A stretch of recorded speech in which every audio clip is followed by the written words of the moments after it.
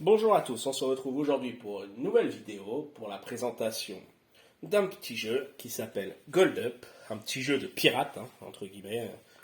Donc c'est une toute petite boîte, c'est juste un petit jeu de cartes. Donc voilà, vous pouvez voir un petit peu à quoi ça ressemble.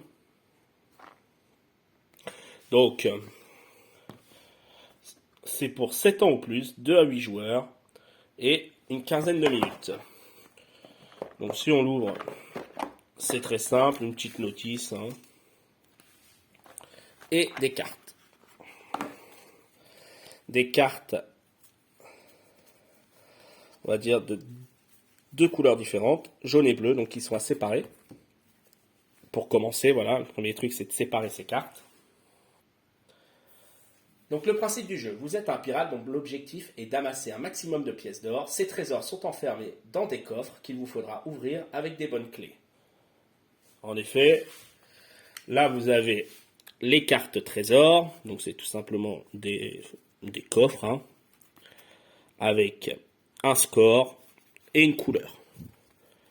Donc il y a plusieurs couleurs, en gros on a le blanc, le rouge, le bleu, jaune, mauve, voilà, il y a plusieurs couleurs, tout n'est pas du même score. Et le deuxième tas de cartes correspond aux clés de la même couleur, avec quelques cartes spécifiques que je vais vous présenter. Donc voilà.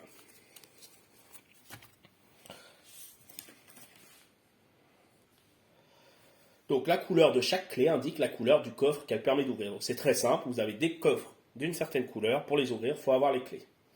Donc la mise en place du jeu. On prend les coffres, on va mélanger tout ça, et on place. Donc on commence par placer une au milieu, deux de chaque côté.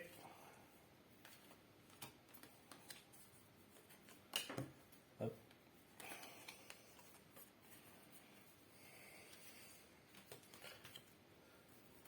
Et ensuite 3.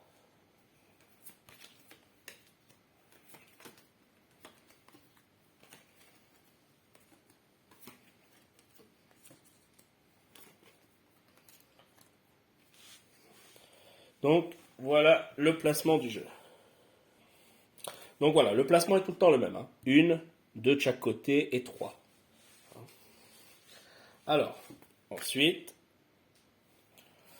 on va mettre les cartes coffres à côté ici. Et les cartes clés, on les met là. On distribue 5 cartes clés par joueur. Donc, chaque joueur peut regarder ses cartes, il n'y a pas de souci. Chacun son tour. On va jouer, on a plusieurs actions possibles. Alors, les actions. Les actions, on peut choisir de ramasser des coffres. Alors, pour ramasser des coffres, on les ramasse soit en colonne, comme ça, là, ici, ici, ici et ici, ou en diagonale. Pour ramasser des coffres, il faut avoir la carte correspondante. Donc, pendant mon tour, je peux choisir de me dire, avec cette clé-là, je peux ramasser le coffre rouge qui est ici. Ou, par exemple, là, j'ai une carte blanche et bleue, enfin une clé blanc et bleu. Je peux ramasser les deux coffres qui sont là. Si j'ai toutes les cartes qu'il faut pour ramasser en diagonale, je peux prendre en diagonale. Sur chaque coffre, il y a des scores. Donc on voit ici c'est 8, là c'est 4, celle-là c'est 15, celle-là c'est 30, c'est la plus puissante du jeu. Et les blanches, c'est 2. Alors plus le score est élevé, moins il y a de coffres dans le jeu, tout simplement. Donc, on choisit, soit on se dit ok, je ramasse, admettons avec ces deux-là, je ramasse les coffres qu'il y a là. Du coup, je jette mes deux clés, je ramasse les coffres, et à la place, je remets deux cartes ici. Ce qui fait que ça change les couleurs de ma diagonale. Donc des fois, d'attendre pour faire une diagonale, c'est un peu compliqué parce que ça va changer tout le temps. Ça, c'est une action possible. Ensuite, c'est à l'autre joueur. Deuxième action, je choisis de récupérer des cartes clés. Donc je prends deux cartes clés, par exemple. Alors cette carte-là, c'est une carte joker qui permet de faire n'importe quelle couleur. Je choisis de prendre 2 cartes clés et du coup je passe mon tour. Donc bien entendu, c'est qu'une action, hein. Soit je prends des coffres, soit je choisis de prendre une carte clé, enfin 2 cartes clés, soit ici là, il y a des cartes un peu spécifiques. Cette carte-là, avec les clés en haut et le pirate, c'est de voler toutes les clés de mon adversaire. Donc là, je joue contre qui je veux, je lui vole toutes ses clés, je récupère ses clés, je jette ma carte. Excepté si on joue avec des enfants, on peut se dire qu'on lui laisse 2 cartes. Alors, il y a une petite variante, il me semble, dans la règle, comme ça. Voilà, si vous jouez contre des enfants, on lui laisse 2 cartes pour pas le frustrer non plus. Il y a une dernière carte un peu spécifique. Je vais la chercher. Voilà. Elle est différente. Donc, les 2 cartes spécifiques, c'est ça pour voler les clés, et celle-ci pour voler les coffres. Alors, cette carte-là, je peux la jouer pareil contre un adversaire, et dans ce cas-là, je vais voler les coffres de cet adversaire, mais il faut que j'ai les clés. Il faut quand même que j'ai toutes les clés. Donc, si l'adversaire, en ramassant des coffres, je peux jouer toutes les clés que je veux.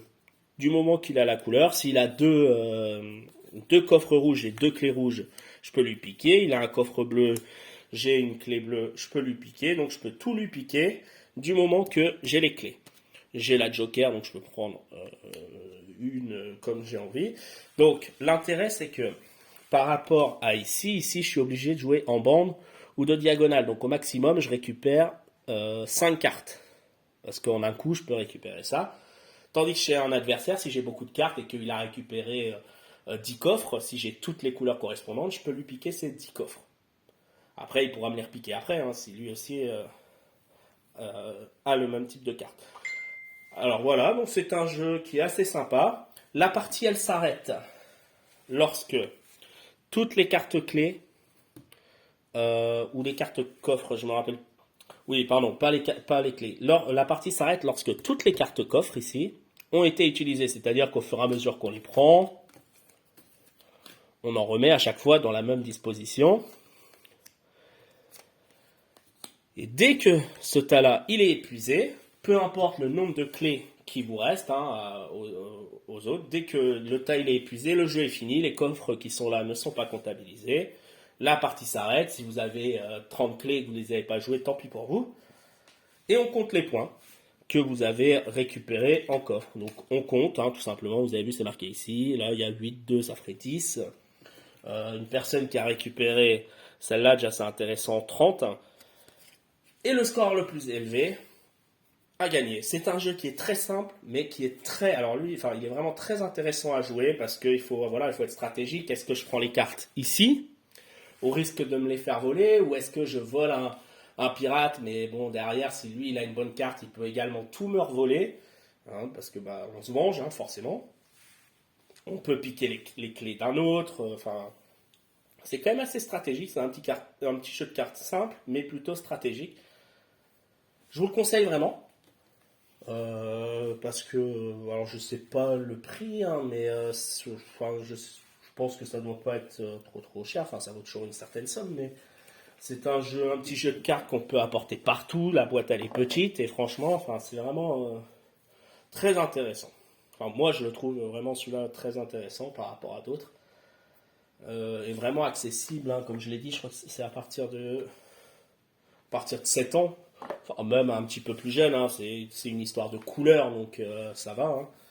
Il n'y a que les cartes un peu spéciales. Donc, petit rappel, vous avez juste la carte joker pour prendre n'importe quelle couleur, la carte pour voler les coffres du moment que vous avez les clés, et la carte pour voler les clés à un adversaire, sauf si vous jouez avec les enfants, vous leur laissez 2 clés, sinon vous prenez tout.